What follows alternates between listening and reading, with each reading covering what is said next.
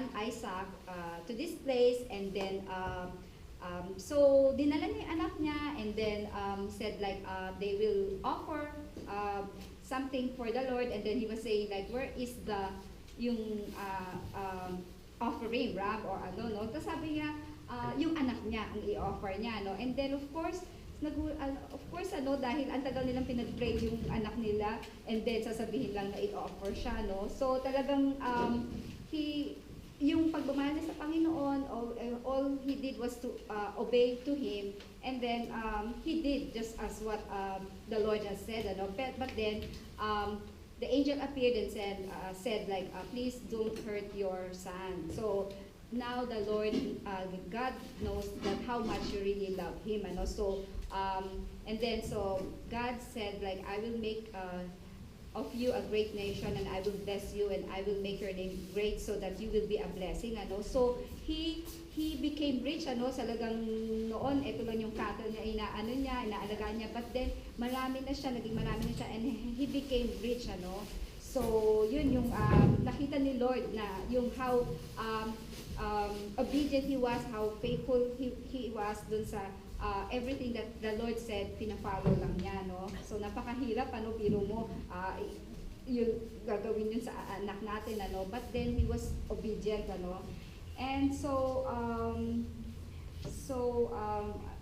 as in Old Testament, God's love for us today remains the same. So yung pagmamahal ni Lord with compassion, merciful, understanding, and caring, and forgiving love of God who created us. Even if we abandon Him, He patiently waits for us to come back to Him. So first, yung God's love, in order to show His love, is through this creation, and then next is God's love forgives. So alam po natin yung story ng prodigal son, ano. Nung ginagawa ko po itong ano, yung sa talk po to, nakalagay doon the wrong title of prodigal son. Sabi ko, bakit kaya wrong? Kasi yun ang ano natin, 'di ba, prodigal son, ano. So noon po sa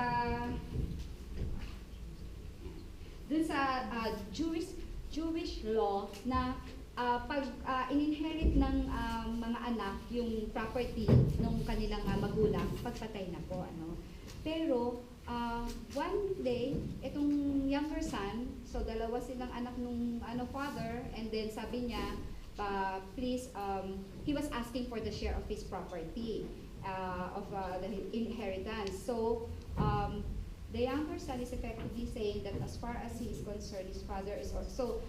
Yun po, hihingi na po niya. No? Siyempre, napakasakit po sa father yun. Ano?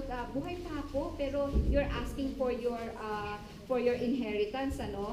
And then, but sa pagmamahal ng father, he didn't have any choice but to give the property, you know, to his share, the share of his inheritance, ano? So when he got it, so it's expected na hindi na siya babalik, ano. So napakasakit sa father yun, ano. But yun ang gusto niya, so binigay niya.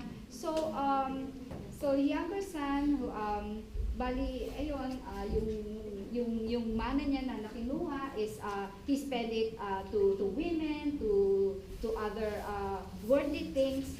So and then one day nagkaroon ng famine dun sa lugar na inistayan niya, no? So naghirap, ano? So he suffered misfortune in the distant land. So nagtrabaho siya, and then sa pagtatrabaho niya, kita niya na yung food niya is not that katulad nung sabi niya gano'n, na-realize niya dun sa father ko, yung pagkain nila, meron silang enough food, pero ako dito, ganito yung situation ko. He was saying na the servant at his father's house is better than his situation at that time. So he said like, okay, so he decided na to come back to his father, ano, and then he was preparing the three-part statement. He said like, Father, I have sinned against heaven and against you. And then he said like, I no longer deserve to be your son. And also the third part is statement is treat me as you would treat one of your hard workers. So yun ang sabi niya, no, yun ang sasabihin niya sa father niya. And then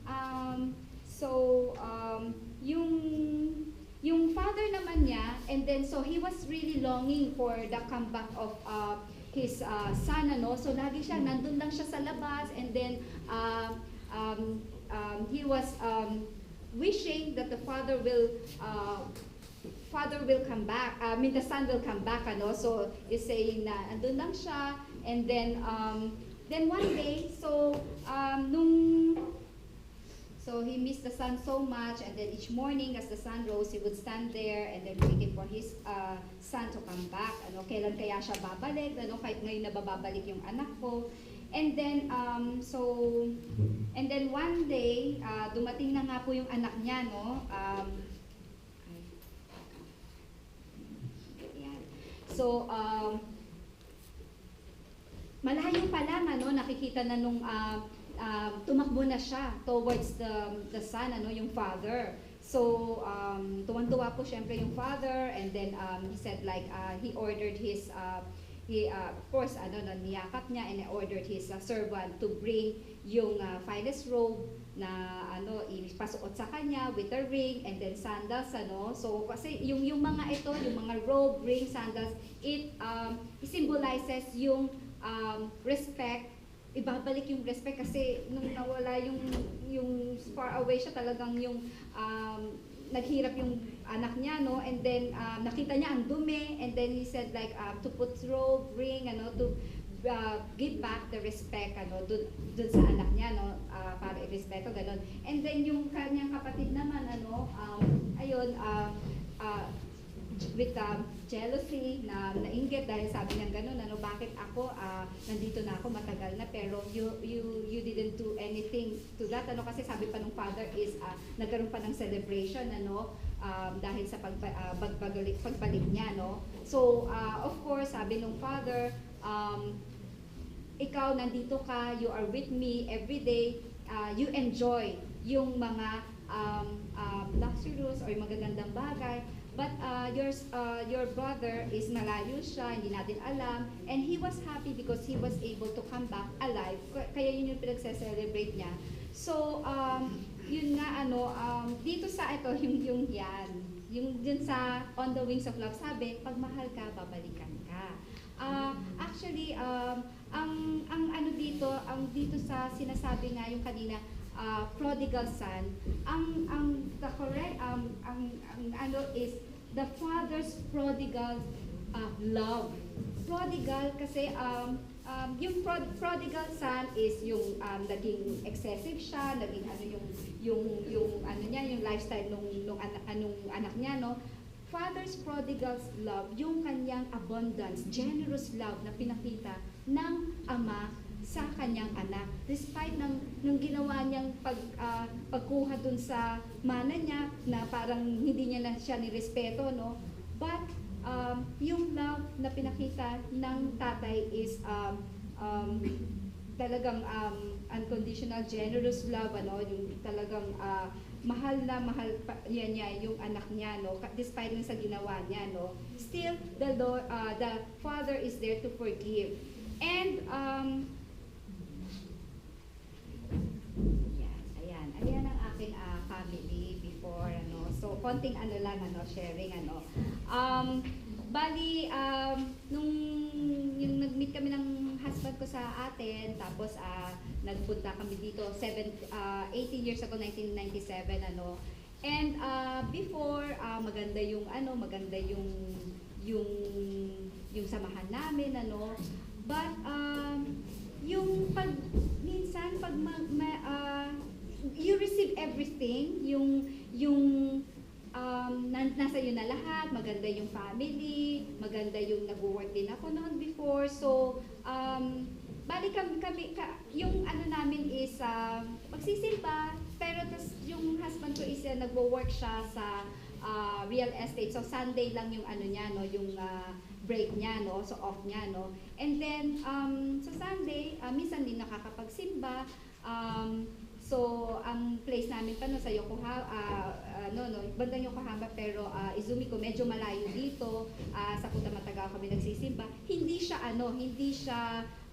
every Sunday, ganun, no. So, sa atin, ako yung tawag dito, yung may devotion ako kay Mama Mary, talagang nagdadasal, tapos talagang pinag-pray ko, yung husband ko, and then yung So, pagdating dito, hindi siya naging ganun, katulad nung how prayerful or how I was devoted in the, in the Philippines, So, ngayon, ayun, and then, nagkaroon kami ng problema, and then, and then one day, pag uwi ko galing sa work, nakita ko, may sulat na wala na yung asawa ko and wala na yung anak ko, no? So, kinuha niya na yung anak ko. So, sabi niya gano'n, he was preparing for a divorce and then, divorce and then get the custody of my daughter, So, nagulat ako, no? Then, nag-research ako sa internet, sabi kong gano'n, nakita ko na dito pala sa Japan is if the spouse wants to get the father or one parent wants to get the custody of the child, kukunin nila yun, kung hindi maganda yung yung breakup nyo, no? So, that's what he did. Kinuha niya si Miyuki, and then, tapos hinanap ko siya, punta ako sa bahay ng biyanan ko, wala, tapos that was 2003, talagang, ang hirap, tapos nung yun, bali, everyday, nagsisimba, nadadaan ako sa church, nagdadasal ako, kasi,